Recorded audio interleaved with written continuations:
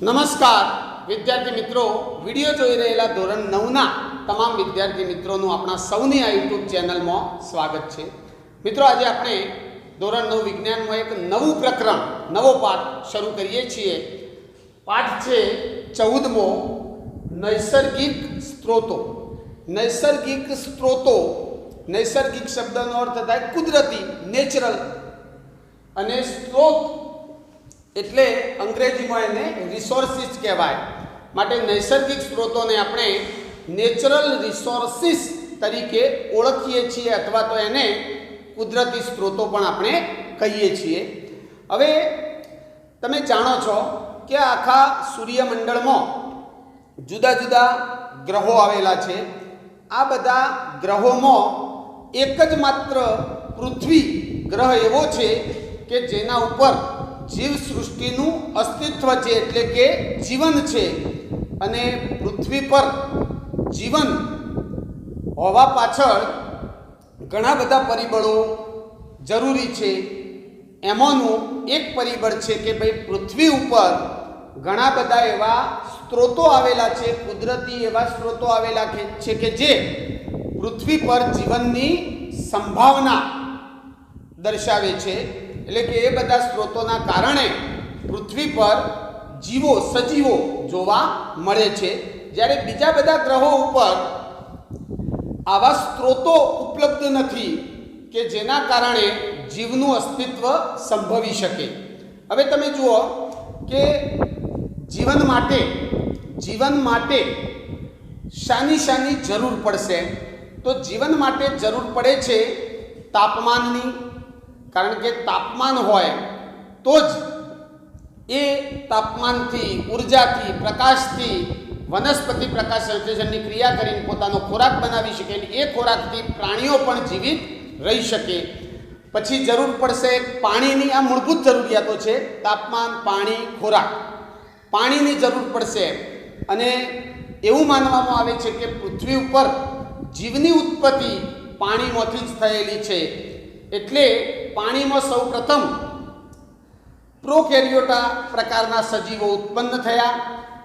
ત્યાર પછી એમાંથી ધીમે ધીમે યુકેરિયોટા સજીવો બન્યા, અને એમાંથી બહુકોષી સજીવો, આપણા જેવા મનુષ્યો અને પ્રાણીઓ અને મોટી મોટી વનસ્પતિઓ બનેલી છે।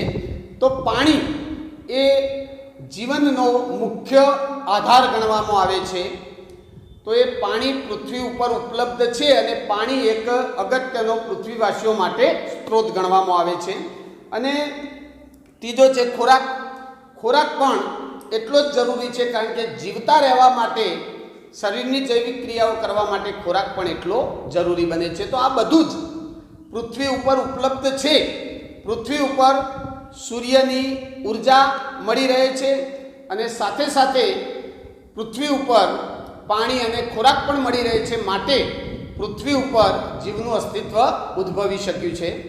હવે આ આખા પ્રકરણની અંદર આપણે કયા કયા મુદ્દાનો અભ્યાસ કરીશું એ જોઈ લઈએ। તો આ પ્રકરણમાં આપણે સૌથી પહેલાં અભ્યાસ કરીશું હવા વિશે। હવા એક અગત્યનો નૈસર્ગિક સ્ત્રોત છે, જે વાતાવરણનો એક ઘટક છે। તો હવા વિશે ભણવાના છીએ। પહેલો મુદ્દો 14.1, જેનું નામ જ છે સજીવનો શ્વાસ હવા, તો એનો અભ્યાસ કરીશું। પછી બીજો મુદ્દો છે બીજા નૈસર્ગિક સ્ત્રોત ઉપર પાણી। પાણી એક અદ્ભુત પ્રવાહી છે, નવાઈ પમાડે એવું પ્રવાહી છે, એના વિશે ભણવાના છીએ। ત્રીજો મુદ્દો છે 14.3માં ભૂમિમાં ખનિજની પ્રચુરતા, એટલે કે જમીન વિશે અભ્યાસ કરવાનો છે। ત્યાર પછી ચોથો મુદ્દો 14.4 આપણે ભણવાના છીએ જૈવ ભૂ રાસાયણિક ચક્રો વિશે। એ બધું ડિટેલમાં સમજવાના છીએ। તો કેટલાક અગત્યના જૈવ ભૂ રાસાયણિક ચક્રોની વાત આપણે એ મુદ્દામાં કરીશું। અને છેલ્લો મુદ્દો 14.5 આપણે આ પ્રકરણમાં ભણવાના છીએ ઓઝોનના સ્તર વિશે, કારણ કે ઓઝોનના સ્તરમાં અત્યારે હાલ ગાબડો પડી રહ્યો છે, ઓઝોનના સ્તરને નુકસાન થઈ રહ્યું છે, અને એ જીવસૃષ્ટિ માટે ખતરારૂપ છે। જીવસૃષ્ટિનું અસ્તિત્વ જોખમાં એવું છે, માટે એ ઓઝોનના સ્તર વિશે પણ આ પ્રકરણની અંદર થોડું ભણવાનું આપેલું છે। ચલો હવે આપણે શરૂઆત કરીએ પૃથ્વીના બંધારણને સમજવાની। તો જો મિત્રો, આ પૃથ્વી ઉપર આપણે 3 પ્રકારના આવરણો જોઈ શકીએ છીએ. પૃથ્વી ઉપર મુખ્ય 3 આવરણો આવેલા છે. આમ કુલ 4 આવરણો છે, પણ મુખ્ય પૃથ્વીના બંધારણમાં 3 આવરણો છે. પહેલું આવરણ છે મૃદાવરણ, જેને અંગ્રેજીમાં લિથોસ્ફિયર કહેવાય. હવે આ મૃદાવરણમાં પૃથ્વી ઉપર બહારનું જે આવરણ છે એને મૃદાવરણ કહે છે, જે ખડકોનું, માટીનું બનેલું હોય છે. પૃથ્વી ઉપર મૃદાવરણ લગભગ 25% જેટલો ભાગ રોકે છે. ત્યાર પછી બીજું આવરણ પૃથ્વી ઉપર છે જલાવરણ. જલાવરણ પૃથ્વીનો 75% ભાગ રોકે છે. જલાવરણની અંદર સમુદ્ર, દરિયો આવી જાય, જેમાં પાણી છે, જલાવરણ કહેવાય. એ સિવાય નદી હોય, તળાવ હોય, સરોવર હોય, એ પણ જલાવરણમાં આવી જાય. અને ભૂગર્ભ જળ એટલે કે પૃથ્વીના પેટાળની અંદર મૃદાવરણની નીચે જે ભૂગર્ભ જળ છે એ પણ જલાવરણનો જ એક ભાગ છે, તો એને જલાવરણ કહે છે. અને ત્રીજું આવરણ છે પૃથ્વીની સપાટીની આજુબાજુ હવા આવેલી છે, જેને આપણે વાતાવરણ કહીએ છીએ. પૃથ્વીનું વાતાવરણ હવાનું બનેલું છે, અને હવાની અંદર nitrogen, oxygen, carbon dioxide, argon જેવા ઘણા અન્ય વાયુઓ પણ આવેલા હોય છે. પૃથ્વીની સપાટીથી લગભગ 800 થી 1000 કિલોમીટર સુધી હવાનું એક આવરણ આવેલું છે. જાણે પૃથ્વીની ફરતે એક ચાદર કે કામળો કહી શકાય ઓઢવાનો, એવું એક આવરણ આપણને કુદરતે આપેલું છે, જેને આપણે વાતાવરણ કહીએ છીએ. તો આમ મૃદાવરણ, જલાવરણ અને વાતાવરણ એ પૃથ્વીના મુખ્ય 3 આવરણો છે. હવે આ 3 આવરણોનો સમન્વય કરી પૃથ્વીના જે ભાગો ઉપર જીવનું અસ્તિત્વ છે, સજીવો વસવાટ કરે છે, એ આવરણને કહેવાય જીવાવરણ. એટલે જીવાવરણ એ કંઈ નવું આવરણ નથી, પણ પૃથ્વીના મૃદાવરણ, વાતાવરણ અને જલાવરણમાં જે જીવની સંભાવના છે, એ જીવનની સંભાવના છે, એવા આવરણને આપણે જીવાવરણ કહીએ છીએ. આમ જોવા જઈએ તો પૃથ્વીના લગભગ મોટા ભાગ ઉપર સજીવો વસવાટ કરે છે. ભલે આપણા જેવા જટિલ સજીવો વસવાટ ના કરતા હોય, મોટા મોટા વૃક્ષો ના હોય, પણ નાના નાના સૂક્ષ્મ બેક્ટેરિયા, ફૂગ, લીલ, આ બધું લગભગ પૃથ્વી ઉપર બધી જગ્યાએ જોવા મળે છે. એટલે કે જીવાવરણ પૃથ્વીના મોટા ભાગ ઉપર પથરાયેલું છે. તો આ રીતે પૃથ્વી ઉપર 4 પ્રકારના આવરણો આવેલો છે. અને આ આવરણો વિશે જ આ પ્રકરણમાં ડિટેલમાં ભણવાનું છે. તમને હમણાં કહ્યું કે આ પ્રકરણમાં કયા કયા મુદ્દા ભણવાના છે, તો એમાં પહેલો મુદ્દો હતો હવા. તો હવા એ શું છે? વાતાવરણનો એક ભાગ, બરાબર. એટલે વાતાવરણ ભણવાનું થઈ જાય હવામાં. પછી પાણી વિશે ભણવાનું છે, જેમાં આવી જાય જલાવરણ. પછી ભૂમિમાં ખનિજની પ્રચુરતાનો મુદ્દો ભણીશું, જમીનમાં ખનિજની પ્રચુરતા, જેમાં આવી જાય મૃદાવરણ. અને ત્યારબાદ ભૂજૈવ રાસાયણિક ચક્રો ભણીશું, જેમાં જલાવરણ, વાતાવરણ, મૃદાવરણ અને સજીવો ચારેની વાત કરીશું. એટલે એમાં આપણે જીવાવરણનો અભ્યાસ કરવાના છીએ ચોથા મુદ્દામાં. તો આ રીતે આપણે આ પ્રકરણમાં આ બધા મુદ્દાઓનો અભ્યાસ કરવાના છીએ. ચાલો મિત્રો, હવે આપણે આ જીવાવરણના ઘટકોની વાત કરીએ. તો જીવાવરણમાં 2 પ્રકારના ઘટકો આવેલા હોય છે, એક જૈવિક ઘટકો અને બીજા અજૈવિક ઘટકો. હવે જીવાવરણના જૈવિક ઘટકોમાં કોનો સમાવેશ થાય? તો જીવાવરણના જૈવિક ઘટકોમાં તમામ સજીવો આવી જાય. પછી એમાં વનસ્પતિ હોય, પ્રાણીઓ હોય, સૂક્ષ્મજીવો હોય, એ તમામ જીવાવરણના જૈવિક ઘટકો કહેવામાં આવે છે. જ્યારે અજૈવિક ઘટકો કે જે જીવન માટે ખૂબ જરૂરી છે, જીવસૃષ્ટિના અસ્તિત્વ માટે અજૈવિક ઘટકો પણ અગત્યના છે. એવા અજૈવિક ઘટકોમાં પ્રકાશ, પાણી, પવન, હવા, તાપમાન, ભેજ, જમીન, વરસાદ, ખડકો, આ બધા અજૈવિક ઘટકો કહેવાય. જૈવિક અને અજૈવિક ઘટકો બંને ભેગા મળી અને એકબીજાના સમન્વયથી આ જીવસૃષ્ટિનું અસ્તિત્વ શક્ય બનાવે છે। એટલે કે જેટલી પૃથ્વી પર જૈવિક ઘટકોની અગત્યતા છે એટલા જ અજૈવિક ઘટકો પણ જરૂરી છે અને આ અજૈવિક ઘટકો એ આપણા માટે એક કુદરતી સંપત્તિ કહેવાય, કુદરતી સ્ત્રોતો ગણવામાં આવે છે। ચાલો મિત્રો આપણે વાત કરીએ પહેલો મુદ્દો 14.1 સજીવનો શ્વાસ હવા। હવે હવા વિશે પહેલા જાણી લઈએ તો હવા એ વાતાવરણનો એક ભાગ છે। એટલે કે પૃથ્વીની સપાટીની આજુબાજુ 800 થી 1000 કિલોમીટર સુધી જે વાતાવરણ આવેલું છે એ વાતાવરણમાં શું છે? હવા છે। હવે હવાની અંદર મુખ્ય કયા કયા વાયુ આવેલા છે? તો હવાની અંદર લગભગ 78% નાઇટ્રોજન વાયુ છે, લગભગ 20.9% 21% કહી શકો એટલો ઓક્સિજન વાયુ છે, પછી 1% જેટલો આર્ગોન વાયુ છે, 0.03% કાર્બન ડાયોક્સાઇડ વાયુ છે અને એ સિવાય બીજા કેટલાક અન્ય વાયુઓ પણ બહુ ઓછા પ્રમાણમાં હવાની અંદર આવેલા હોય છે। હવે આ બધા વાયુઓમાંથી આપણા માટે સૌથી અગત્યનો વાયુ ઓક્સિજન છે, કારણ કે ઓક્સિજનની હાજરીમાં જ આપણે શ્વસન કરી શકીએ છીએ અને ઓક્સિજનના કારણે જ આ પૃથ્વી પર જીવોનું અસ્તિત્વ ટકી રહ્યું છે। તો આપણા માટે આ વાતાવરણમાં રહેલો લગભગ 21% ઓક્સિજન ખૂબ અગત્યનો છે અને સાથે સાથે કાર્બન ડાયોક્સાઇડ પણ એક અગત્યનો સ્ત્રોત છે, કારણ કે કાર્બન ડાયોક્સાઇડ ભલે વાતાવરણની અંદર બહુ ઓછા પ્રમાણમાં હોય, 0.03% પ્રમાણમાં હોય, તેમ છતાં કાર્બન ડાયોક્સાઇડ વનસ્પતિઓ માટે ખૂબ જરૂરી છે અને કાર્બન ડાયોક્સાઇડના કારણે જ વનસ્પતિઓ પ્રકાશ સંશ્લેષણની ક્રિયા કરી શકે છે। તો આપણે આ મુદ્દાની અંદર ખાસ ફોકસ કરીશું ઓક્સિજન અને કાર્બન ડાયોક્સાઇડ ઉપર।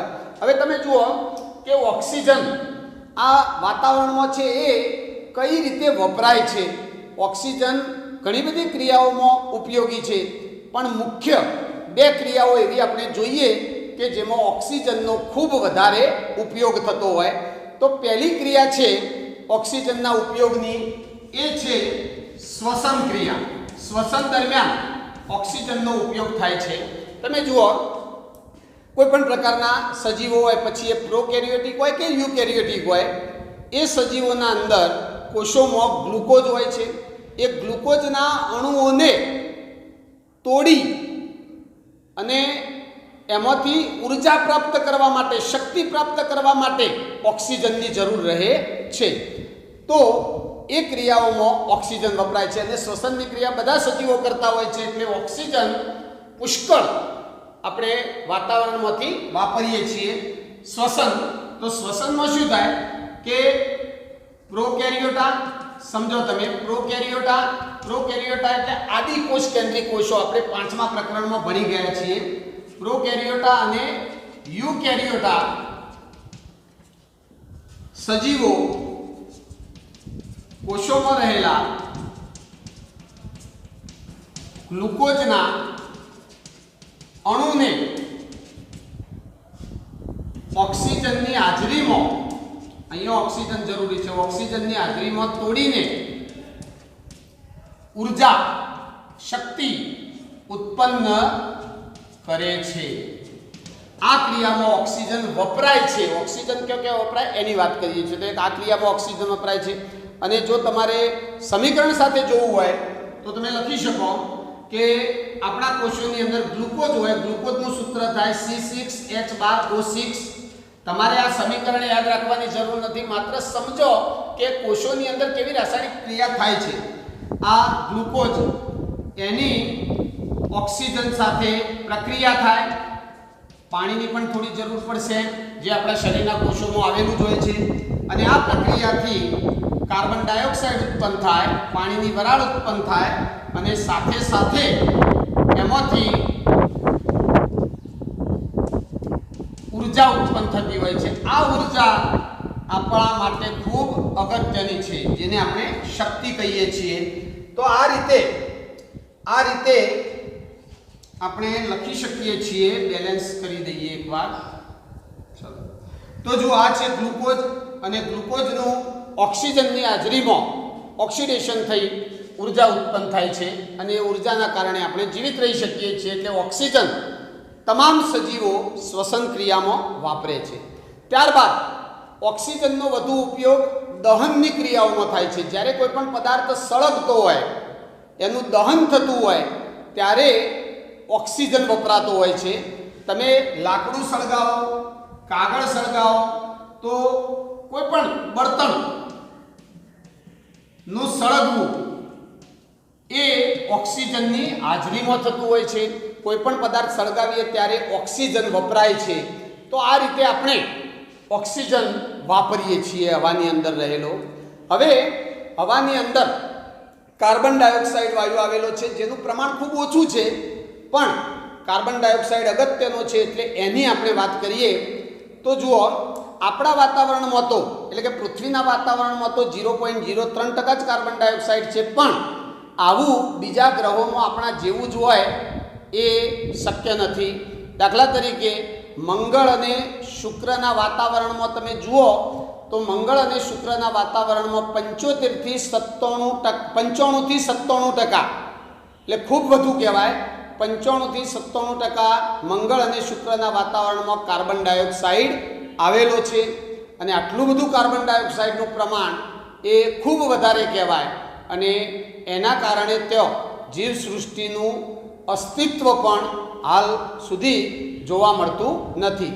હવે આ કાર્બન ડાયોક્સાઇડનું સ્થાપન કઈ રીતે થાય છે એ તમારે ભણવાનું છે, કે આ પૃથ્વીના વાતાવરણમાં જે કાર્બન ડાયોક્સાઇડ છે એનો ઉપયોગ કોણ કરે છે, એને કોણ વાપરે છે. તો કાર્બન ડાયોક્સાઇડનું સ્થાપન બે રીતે થાય છે. એક તો કાર્બન ડાયોક્સાઇડ વાયુ વનસ્પતિ પ્રકાશ સંશ્લેષણની ક્રિયામાં વાપરે છે. વનસ્પતિને પ્રકાશ સંશ્લેષણની ક્રિયા કરી ખોરાક બનાવવો હોય તો તે કાર્બન ડાયોક્સાઇડનો ઉપયોગ કરે છે. એટલે કે વનસ્પતિ પ્રકાશ સંશ્લેષણની ક્રિયામાં કાર્બન ડાયોક્સાઇડ એટલે કે CO2 નો ઉપયોગ કરે છે. અને એ સિવાય બીજો ઉપયોગ કાર્બન ડાયોક્સાઇડનો, કે વાતાવરણમાં જે કાર્બન ડાયોક્સાઇડ છે થોડો ઘણો સમુદ્રના પાણીમાં દ્રાવ્ય થાય છે, ઓગળે છે, અને એ પાણીમાં ઓગળેલો કાર્બન ડાયોક્સાઇડ દરિયાના પાણીની અંદર જે ક્ષારો હોય, કેલ્શિયમના નાના ક્ષારો, એની સાથે પ્રક્રિયા કરી કેલ્શિયમ કાર્બોનેટ બનાવે છે. અને આ કેલ્શિયમ કાર્બોનેટ સખત પદાર્થ છે, એનો ઉપયોગ દરિયાની અંદર રહેતા કેટલાક જીવો પોતાના શરીરની આસપાસ કવચ બનાવવામાં વાપરે છે. એટલે કે દરિયાઈ જીવો પોતાના શરીર પરનું કવચ બનાવવા કાર્બોનેટનો ઉપયોગ કરે છે. એ કાર્બોનેટ મૂળ બનશે કાર્બન ડાયોક્સાઇડમાંથી. એટલે કાર્બન ડાયોક્સાઇડની જરૂર આવા પ્રાણીઓને પોતાના રક્ષણ માટે પોતાના શરીરની આસપાસ કવચ બનાવવું હોય તો એ ઉપયોગ કરતા હોય છે. એટલે આ રીતે કાર્બન ડાયોક્સાઇડનું સ્થાપન આપણે બે રીતે જોઈ શકીએ છીએ. ચાલો મિત્રો, હવે આપણે વાત કરીએ હવાની ગતિની. હવાની ગતિ જેને આપણે પવન કહીએ છીએ. તમે જુઓ તો તમે કોઈ જગ્યાએ ઊભા હોય તો તમને હવાનો સ્પર્શ થતો હોય એવો અનુભવ થતો હોય છે, અને એને આપણે પવન કહીએ છીએ. પવનને આપણે જોઈ શકતા નથી, કારણ કે હવાને આપણે જોઈ શકીએ નહીં. હવા રંગવિહીન છે, પણ એ હવાના અણુઓ આપણા શરીર સાથે અથડાતા હોય તો આપણને પવન લાગે છે એવો અનુભવ અવશ્ય થતો હોય છે. હવે આ પવન શું છે એના વિશે સમજવાના છીએ. તો જો પવન એ આમ તો કંઈ નહીં, ગતિમાન હવાને પવન કહેવાય. એટલે પવનની વ્યાખ્યા જો લખવી હોય તો બહુ સહેલું છે કે ભાઈ ગતિમાન હવાને, જ્યારે હવા ગતિમાં હોય એને પવન કહે છે. ગતિમાન હવાને પવન કહે છે. હવે આ હવા ગતિમાં ક્યારે આવે એ સમજવાનું છે. તો હવા ગતિમાં ક્યારે આવશે કે જ્યારે આ વાતાવરણની અંદર તાપમાન અથવા તો દબાણમાં તફાવત સર્જાય. કોઈ એક ભાગનું તાપમાન વધારે હોય, બીજા ભાગમાં તાપમાન ઓછું હોય, એના કારણે એક ભાગનું દબાણ બીજા ભાગના દબાણ કરતો જુદું પડી જાય તો એ સમયે હવા ગતિ કરે છે. હવે હવાની ગતિ કઈ દિશામાં થશે એ થોડું આકૃતિ દ્વારા તમને સમજાવું એટલે ખ્યાલ આવી જાય કે પવનની દિશા કઈ હોય છે, પવન કેવી રીતે ઉત્પન્ન થાય છે, હવા કેવી રીતે ગતિમાં આવે છે. તો જુઓ, સમજો અહીંયા ધારો કે પૃથ્વી ઉપર આપણે બે ભાગ લઈએ.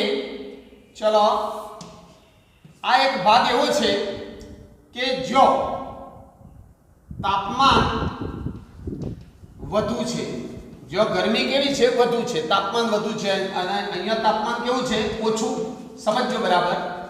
હવે જુઓ, જે ભાગમાં પૃથ્વીના જે ભાગ ઉપર હવાનું તાપમાન, વાતાવરણનું તાપમાન વધુ હોય, ઊંચું તાપમાન હોય, તો ઊંચા તાપમાને તમને ખ્યાલ છે કે દ્રવ્યના કણો એકબીજાથી દૂર જાય, કણો વચ્ચે જગ્યા વધી જાય, હવા પાતળી થઈ જાય. એટલે ખાસ ધ્યાન રાખજો, સમજજો કે જો તાપમાન વધુ હોય તો હવા પાતળી હોય છે. હવા કેવી હોય? પાતળી. હવાના અણુ વચ્ચે જગ્યા વધુ હોય, અને હવા પાતળી હોય તો આગળ દબાણ કેવું કહેવાય? દબાણ ઓછું કહેવાય. બરાબર, દબાણ ઓછું કહેવાય. એટલે એ પાતળી હવાનું દબાણ ઓછું હોય છે. જ્યારે જે ભાગમાં તાપમાન ઓછું હોય એટલે કે ગરમી વધુ ના હોય તો હવાના અણુઓ એકબીજાની નજીક હોય એટલે ત્યાં આગળ રહેલી હવા ઘટ્ટ હોય છે. સરખામણીમાં અહીંયા પાતળી હવા, અહીંયા એની સરખામણીમાં કેવી હવા છે? ઘટ્ટ છે. હવે ઘટ્ટ હવા હોય તો દબાણ વધુ હોય, એ હવા વધુ દબાણવાળી કહેવાય. બરાબર. આમ આ રીતે પૃથ્વીના કોઈ એક ભાગમાં તાપમાન વધુ છે એટલે કે દબાણ ઓછું છે, અને બીજા ભાગમાં તાપમાન ઓછું છે એનો મતલબ કે દબાણ ત્યાં વધુ છે, હવાનું દબાણ. હવે દબાણનો એક સિમ્પલ સાદો નિયમ છે કે વધુ દબાણથી પદાર્થ ઓછા દબાણ તરફ ગતિ કરે છે. એટલે કે અહીંયા વધુ દબાણ છે તો અહીંથી પદાર્થની ગતિ આ બાજુ થવાની. પદાર્થ તરીકે છે હવા, તો અહીંથી હવા આ ભાગમાં જે હવા હશે એ હવા વધુ દબાણવાળી છે, જે ઓછા દબાણવાળી હવાની જગ્યા લેવા માટે આ દિશામાં ગતિ કરશે. એટલે હવાની ગતિ આ દિશામાં થઈ, તો હવાની ગતિ થઈ એને કહેવાય પવન. એટલે આ કિસ્સામાં પવન કઈ દિશામાં જશે? હવાની ગતિ કઈ દિશામાં થશે? તો વધુ દબાણથી ઓછા દબાણ તરફ થશે. એટલે પવન, એનો મતલબ કે હવા આ દિશામાં જાય છે. આ રીતે હવાની દિશા, પવનની દિશા નક્કી થતી હોય છે. ખ્યાલ આવ્યો? જ્યારે પણ પવન ફૂંકાતો હોય ત્યારે સમજવાનું કે જે બાજુથી પવન આવે છે, તમારી પાસે જે દિશામાંથી પવન આવતો હોય એ બાજુ હવાનું વધુ દબાણ સર્જાયું હોય, અને તમે જો ઊભા છો ત્યાં હવાનું દબાણ ઓછું હોય, માટે એ વધુ દબાણવાળી હવા, બીજા ભાગની વધુ દબાણવાળી હવા ધક્કો મારશે ઓછા દબાણવાળી હવાને, અને પવન તમારી તરફ આવતો જોવા મળે છે. તો આ રીતે હવાની ગતિ થતી હોય છે, અને આવી ગતિમાન હવાને આપણે શું કહીએ છીએ? પવન કહીએ છીએ. હવે એક પ્રવૃત્તિ આપી છે પુસ્તકમાં 14.2, એ પ્રવૃત્તિને સમજી લઈએ અને ત્યાર પછી આ હવાની ગતિ એટલે કે પવન વિશે થોડી વાત કરીશું. ચલો પહેલા પ્રવૃત્તિ 14.2 સમજી લઈએ. તો જુઓ, તમને આ પ્રવૃત્તિમાં શું કહ્યું છે કે તમે એક બીકર લો. બરાબર, એક આવું બીકર લઈ લો. એ બીકરની અંદર માટી ભરી દઈએ થોડી, કારણ કે આ બીકરમાં આપણે મીણબત્તી ગોઠવવાના છીએ. તો અહીંયા આપણે ગોઠવી દઈએ મીણબત્તી, બરાબર। હવે આ મીણબત્તીની જ્યોત છે। હવે તમારે કરવાનું શું તો જુઓ,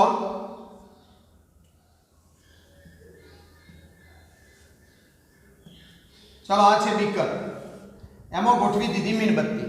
હવે તમે એક અગરબત્તી સળગાવો, એક અગરબત્તી લો, ચાલો આ છે અગરબત્તી। અગરબત્તીને આપણે સળગાવી દઈએ એટલે અગરબત્તીમાંથી સળગતો ભાગ હોય એમાંથી આવો ધુમાડો ઉત્પન્ન થતો હશે, બરાબર।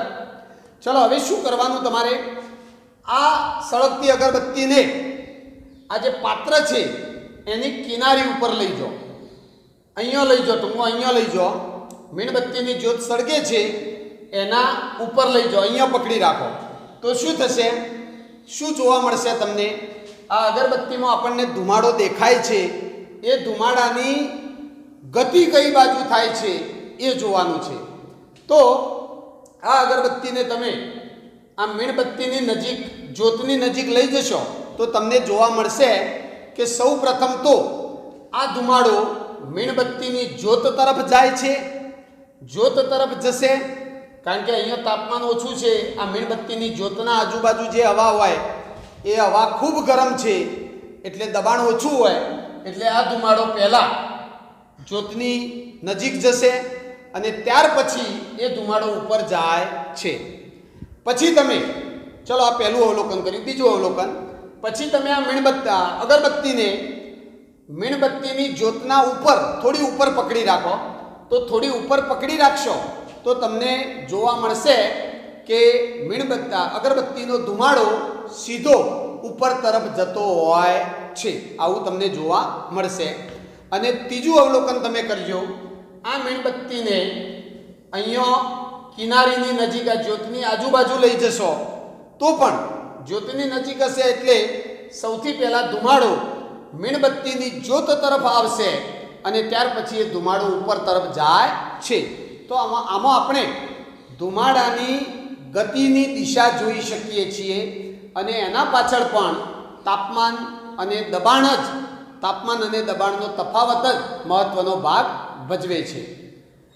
ચાલો મિત્રો, હવે આપણે વાત કરીએ કે દિવસે અને રાત્રે પવનની ગતિની દિશા કઈ હોય છે, એટલે કે દિવસે કેવી લહેરો વાતી હોય છે, પવન કઈ દિશામાં ફૂંકાય છે અને રાત્રે કઈ દિશામાં ફૂંકાય છે એ આપણે આકૃતિ દ્વારા સમજીએ। તમે ક્યારેક પ્રવાસમાં ગયા હોય અથવા ફરવા ગયા હોય દરિયા કિનારે, તો દિવસે તમે દરિયાના કિનારે ઊભા હોય, જમીન ઉપર ઊભા છો તમે, અને તમારે અવલોકન કરવાનું, હવે જ્યારે જાઓ ત્યારે અવલોકન કરજો, તો દિવસે તમે દરિયા કિનારે ઊભા છો તો પવનની દિશા કઈ છે, તો તમે જોજો કે દિવસે દરિયાઈ લહેરો વાતી હોય છે, એટલે કે પવન દરિયા ઉપરથી જમીન તરફ ફૂંકાતો હોય છે। તમે દરિયા કિનારે દિવસે ઊભા હોય તો દરિયા ઉપરથી પવન આવશે, તમારી સાથે શરીર ઉપર અથડાશે, એટલે કે દરિયાથી જમીન તરફ પવનની ગતિ જોવા મળે છે, હવા ફૂંકાતી હોય છે, એટલે દિવસે દરિયાઈ લહેરો, યાદ રાખો દિવસે દરિયાઈ લહેરો। અને રાત્રે તમે દરિયા કિનારે ક્યારેક ઊભા હોય તો તમને અનુભવ થશે કે તમારા પાછળથી હવા આવશે, જમીન ઉપરથી હવા આવશે અને દરિયા ઉપર જશે, એટલે કે જમીનની લહેરો, જમીન પરથી પવન દરિયા ઉપર ફૂંકાતો જોવા મળે છે। હવે આવું થવાનું કારણ શું, દિવસે દરિયાઈ લહેરો અને રાત્રે જમીનની લહેરો ફૂંકાવા પાછળનું કારણ શું, તો એનું કારણ આપણે આકૃતિ દ્વારા સમજીએ। એમાં પણ તાપમાન અને દબાણના તફાવતનો જ મહત્વનો ભાગ છે। તો જુઓ, સમજો, પહેલાં દિવસનું સમજી લઈએ। દિવસે સૂર્યપ્રકાશ હોય, સૂર્યપ્રકાશની હાજરીમાં પાણી એ ગરમ થશે દરિયાનું, અને સાથે સાથે જમીન એ ગરમ થશે, રેતી પણ ગરમ થવાની। હવે આપણી પ્રવૃત્તિ 14.1માં જોઈ ગયા કે દિવસે સૂર્યપ્રકાશની હાજરીમાં જમીન વધુ ગરમ થાય છે, જ્યારે પાણી ઓછું ગરમ થાય છે, એટલે કે સૂર્યની ઉષ્મા રેતી વધુ મેળવે છે અને પાણી ઓછું મેળવે છે, એટલે તમે સમજો કે જમીન વધુ ગરમ થશે। હવે કોઈ પદાર્થ વધુ ગરમ થાય તો તેનું દબાણ કેવું થઈ જાય, ઓછું। યાદ રાખજો, તાપમાન અને દબાણને વ્યસ્ત સંબંધ છે, તાપમાન વધુ તો તો દબાણ ઓછું હોય. એટલે દિવસે જમીન ઉપર દબાણ ઓછું હોય છે. જમીનના સંપર્કમાં જે હવા હોય એ હવા દિવસે વધુ ગરમ હોય એટલે એ હવાનું દબાણ ઓછું હોય.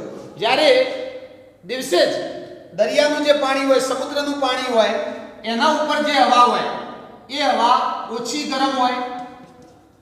ઓછી ગરમ હોય એનો મતલબ કે એનું તાપમાન ઓછું છે તો દબાણ કેવું હોય? વધુ હોય. બરાબર. હવે દબાણનો જનરલ નિયમ છે કે વધુ દબાણથી હવા ઓછા દબાણ તરફ ગતિ કરે છે. એટલે દિવસે શું પરિસ્થિતિ થાય કે આ વધુ દબાણવાળી હવા, દરિયાના ઉપર રહેલી હવા ઓછા દબાણવાળી હવા તરફ ગતિ કરશે. એટલે આ દિશામાં પવન ફૂંકાશે. આને આપણે સમુદ્રની લહેરો, દરિયાઈ લહેરો કહીએ છીએ. એટલે યાદ રાખજો, દિવસે કઈ લહેરો હોય?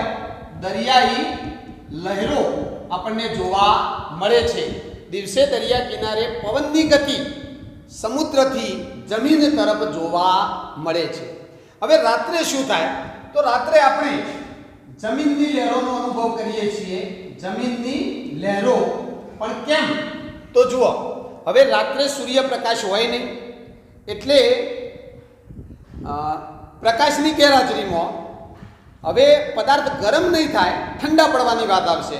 રાત્રે પદાર્થ ઠંડો પડશે, તાપમાન નીચું જવાની વાત આવશે. તો રાત્રે પણ આપણે સમજીએ છીએ કે જમીન અને સમુદ્ર બંનેમાંથી જલ્દી ઠંડુ કોણ પડશે? તો જલ્દી ઠંડુ પડશે જમીન.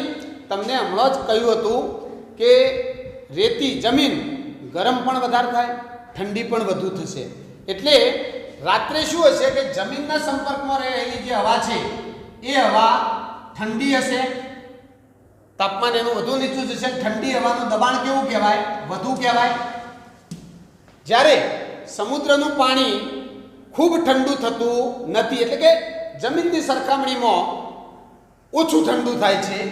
માટે આ ઓછું ઠંડુ થાય અને એના કારણે સમુદ્રના ઉપર જે હવા હોય એ હવાનું દબાણ જમીન કરતાં ઓછું જોવા મળે છે.